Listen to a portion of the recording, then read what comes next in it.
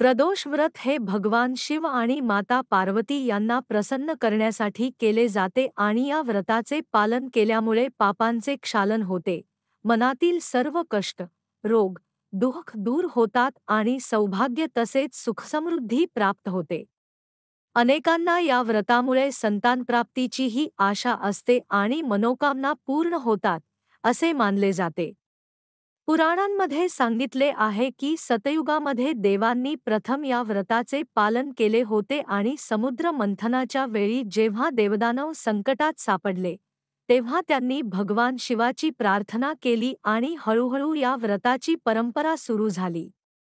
शिवपुराण तसेच स्कंद पुराण यामध्ये या व्रताचे महत्त्व खूप मोठ्या प्रमाणात वर्णन केलेले दिसते.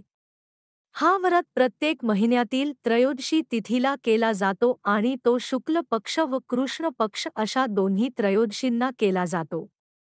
या व्रताचे मुख्य वैशिष्ट्य म्हणजे संध्याकाळी जेव्हा सूर्यास्त होतो, त्या वेळेला प्रदोष काळ सुरू होतो आणि सूर्यास्ताच्या साधारणपणे 45 मिनिटे आधीपासून ते सूर्यास्तानंतर 45 मिनिटांपर्यंत हा काळ पवित्र मानला जातो. एक महिन्यात साधारण 2 वेळा प्रदोष व्रत येते आणि जर हा व्रत सोमवारी आला तर त्याला सोम प्रदोष असे म्हणतात आणि तो अत्यंत पुण्यकारी समजला जातो. तसेच शनिवारी असेल तर शनी प्रदोष मानला जातो, ज्याला विशेष महत्त्व असते.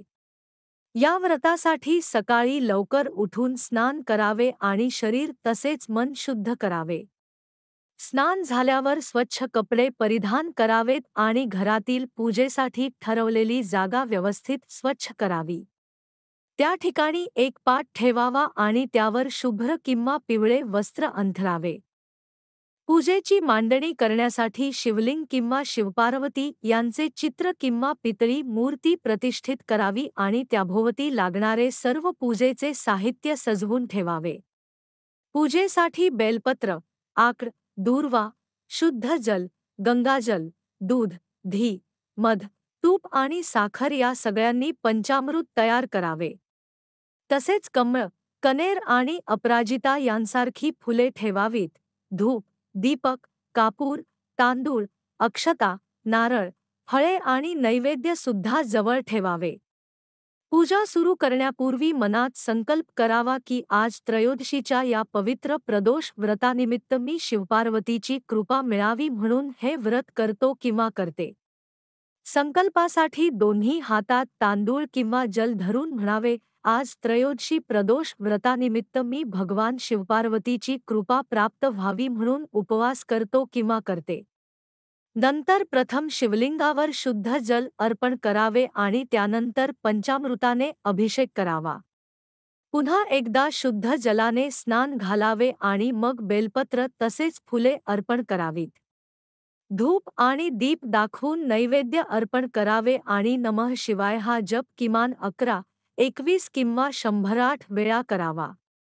मग शिवाष्टक किंवा शिव चालीसा यांचे पठण करावे आणि शेवटी कापूर लावून भगवान शिवाची आरती करावी.